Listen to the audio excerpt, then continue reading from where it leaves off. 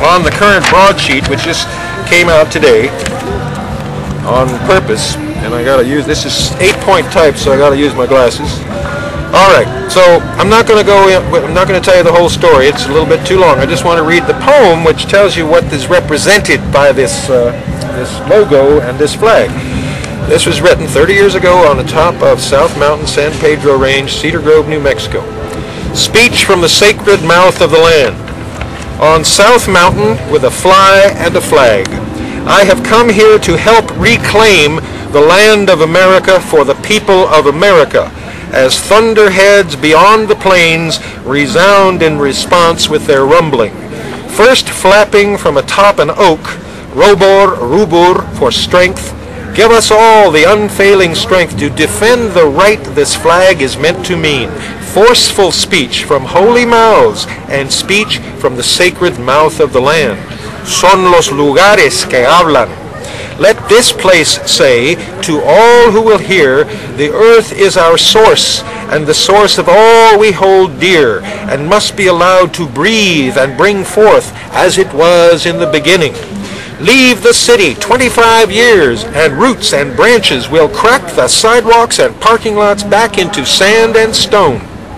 Let this flag be an emblem of hope, hope toward all of us breathing together pure air, speaking and singing from the land.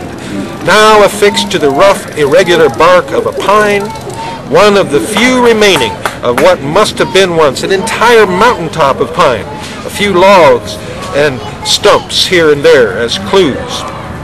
The wind, strong across the summit ridge, calms to a breeze as I write this, then builds again slowly to grasshopper clicks, and bends the grass and the flowers, and pushes the flag to the bark of the tree.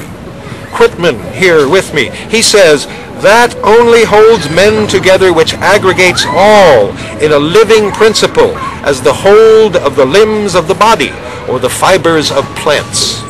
And as I began to write again, the wind increased and blew the flag from the tree. I fetched it and put it away. No angry cloth, but paper greened for peace. I will arise and descend now, down again to the human world, to tell what tales might move toward what is right. Well, oddly enough, we are in an oak grove here. This is a grove of cork oaks. Could you show what these look like? They're funny. Maybe get a close-up. A lot of people haven't seen what cork oaks look like. The actual cork come from these kind of trees, which are native to Spain, and there's a whole bunch of them in this park.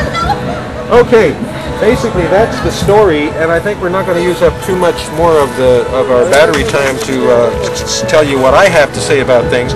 If you want to find out more about this kind of stuff in text, if you want to read it, you can go to my own personal website, which is still active, though behind its way, it's not up to date, quetzalcoyotl.org, Winged Coyote, and you can find this written out on placards on some of the earlier episodes here. I'm gonna obviate too much more visual stuff in writing for now. I'm going to go talk to some people. So we're going to go up and see if we can find some more members of the mythic government.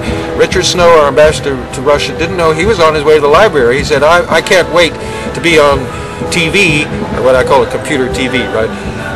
Because I got to go to the library. Well, Morgan just showed up like Johnny on the spot. Okay, I just met a young man named Adric Morgan. Cool Welsh name, huh? He was such a cool kid. He looked like he was 16 years old. And he looked like he should be wearing, you know, a squire's outfit or something like that. He walked right out of one of those movies. Are we still on? Okay, let's turn it off for now. We're going to wander in and find some other people. Thank you. We'll be back in a bit. Yeah, your time. Okay, we're back in a different place now. We're in the more northern part of San Lorenzo Park, still very close to the river. And I have with me here our mythic ambassador to Scotland. And we talked about him. This is Grant Wilson. He was a native of Scotland. And in episode number 4, when I was having a conversation, or we call it volume 4, when I had the conversation with our ambassador to the court of St. James, Brian Heath, he and I discussed it right on tape, or whatever this is, right on digitized archiving, whatever this is, if indeed we were going to have a separate ambassador to Scotland in the mythic government. He said, yeah, I think we should, because they are having their own legislation and everything. these days, right? You know more about that than I do. Why don't you talk about what you consider to be the relationship now between Scotland and the rest of the United Kingdom? Well, I'm definitely no expert on that. No, but I want to know what you know, because this is educational for other people too. What is they have their own parliament now in Scotland? Right, they have for some and years. there's been a long movement for independence for Scotland since England was colonized and took over Scotland. They're kind of a bit like the United States. I mean, tribal culture, clan culture in Scotland. Well, the movie Braveheart, of course, represents a lot of what was happened as Scotland gained a greater measure of semi-independence. But it has been associated with England and the larger British deal for a long time. Right. Let's talk about this event here. We are now at the edges of the Women's Alliance for Medical Marijuana Festival, the WAM Fest, and Grant came here independently of what we're doing with our video shoot and the anniversary of the flag and so on. Why are you here? It's a beautiful day to be out here in community and. Right, and that's a very good answer. And because not only is the Women's Alliance for Medical Marijuana thing going on here, this is also an instantiation, to use a fancy word that we use in linguistics, of a regular Saturday afternoon thing that happens every Saturday, whether or not the marijuana people are doing their thing here. Well, I have been promoting locally, not so much yet I think on any of these video shoots, the idea that the necessary revolution that we are making has as its key color motif chartreuse, and just by happenstance, Grant here seems to be, it's not chartreuse? Oh, it could be, yeah. Could be chartreuse. Chromatic nomenclature is one of my very special interests within the field of linguistics, but now that we've gotten political about it, we can still make it work. Perhaps the colors on the flag, the green symbol, should be chartreuse, but I didn't find any chartreuse duct tape, however, so we had to use this kind of standard green. I bet somebody is making it somewhere. There's probably chartreuse duct tape. If not, we should instigate that, so we can go plaster signage all over the place. Of course, with regard for the law and so on.